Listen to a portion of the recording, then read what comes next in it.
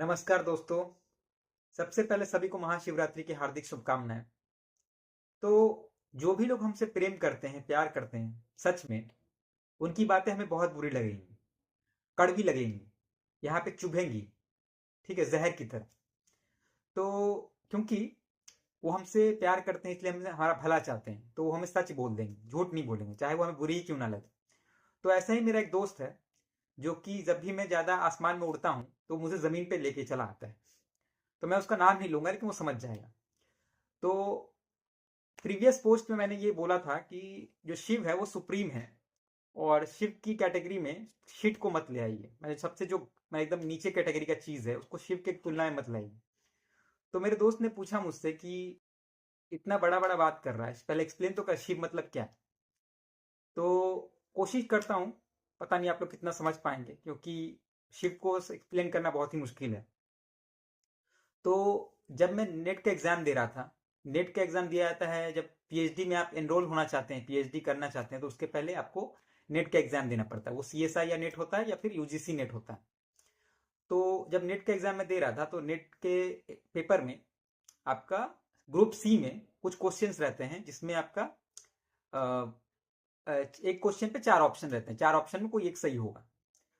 तो उसमें क्या रहता था कि वो थिंकिंग बेस्ड क्वेश्चन है। ठीक है, मैंने आपको सोच के करना है, ऐसा नहीं कि डायरेक्ट आंसर आपके पास रहेगा, मतलब कि आपने पढ़ा है तो आपको डायरेक्ट आंसर मिल जाएगा, उसके लिए आपको सोचना पड़ेगा। तो ज्यादातर टाइम पे ये होता था कि उसका मुझे आंसर नहीं मालूम रहता था। तो ज्यादातर लोग क्या करते हैं कि कौन सा ऑप्शन नहीं होगा वो पहले वो कोशिश करते थे उसको हटने का, अलग करने का। तो बाद में ऐसे चल के बहुत सारे आंसर मिल जाते थे। तो हमको भी यही करना है कि शिव को मालूम करना है कि शिव क्या है। तो हमको भी यही करना है कि शिव क्या नहीं है। तो जैसे कि हमारे दुनिया में बहुत सारे इंसान ऐसा क्या करते हैं, ज्यादातर लोग, कि जो पेरेंट्स हैं उनके, उनको वो गॉड के कैटेगरी में डाल देते हैं, भगवान की कैटेगरी में। भले उनके पेरेंट्स जो है इतने नालायक हो, अभद्र किस्म के इंसान हो। अब सोचिए कि मैं नालायक इंसान हूँ एक, और अचानक से मैं पेरेंट बन गया, तो मैं गॉड बन गया। ठीक है, मतलब कॉन्सेप्ट ही मतलब अलग है हमारे कल्चर में कि आप पेरेंट बन जाइए और गॉड बन जाइए, भले आप कितने ही नालायक हो, अभद्र किस्म के इंसान हो। तो आप सोचिए कि हम इंसान जब गॉड की कैटेगरी में पेरेंट को रख दे रहे हैं, तो फिर सोचिए कि जब मैं शिव को सुप्रीम बोल रहा हूँ, तो सुप्रीम जो है उसका कैटेगरी मैंने उसका लेवल क्या होगा। तो जो शिव है, आप सोचिए कि पीके मूवी आपने देखी है। ठीक है, तो हम जो इंसान, वो जो हिंदू हैं, वो बड़ा ऑफेंड हो गए थे एक सीन पे, जहाँ पे वो शिव, भगवान शिव का जो कैरेक्टर था, मतलब कि जो ड्रामा के लिए वो बना था, तो वो टॉयलेट से भागते हुए दौड़ के आता है। ठीक है, तो ये सोच के बहुत सारे हिंदू मेरे दोस्त हैं ऑफेंड हो गए थे। तो मैं उनको बोलना चाहूंगा कि जो शिव का जो बनाया गया है, बनाए हो, ये तो हम ही ने बनाया है ना। शिव तो ऐसा है नहीं, एक्चुअल में है नहीं। आप जो पार्वती और शिव का जो रोमांस दिखाते हो, पिक्चर बनाते हो उसके ऊपर, ठीक है, ये तो हम ही ने बनाया ना, हमारा ही तो इमेजिनेशन है। जो हाथ दिखते हैं आपको, भगवान के हाथ दिखते हैं, दो पैर दिखते हैं या चार हाथ दिख रहे हैं, ये किसके बनाया हुआ? हमारा ही बनाया हुआ है।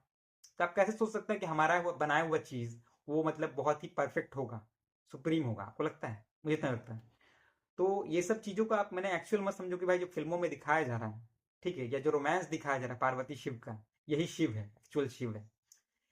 अगर मेरे समझ में आप देखेंगे तो जो हम लोग ने एक law of conservation of energy पढ़ा था, कि energy can neither be created not destroyed, मैंने जो एनर्जी है उसको ना बनाया जा सकता है ना उसको डिस्ट्रॉयड किया जा सकता है। तो मैं मानता हूँ कि शिव जो है वही चीज है जो कि यूनिवर्स बनने से पहले से था, मैंने है, और वो ना कभी बना था ना कभी डिस्ट्रॉय होगा।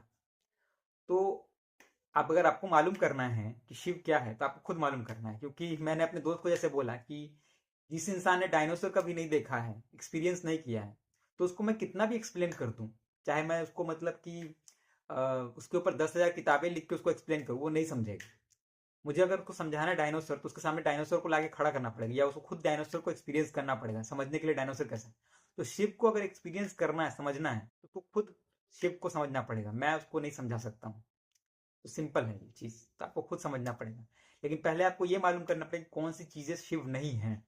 ये जो आपका रोमांस दिखाते हैं आप लोग जो सोशल मीडिया पे, पार्वती और शिव का, या फिर जो सिनेमा में आपको दिखाया जाता है, डमरू लेके नशा करना, ये सब नहीं है शिव। तो आपको ये क्लियर रखना पड़ेगा।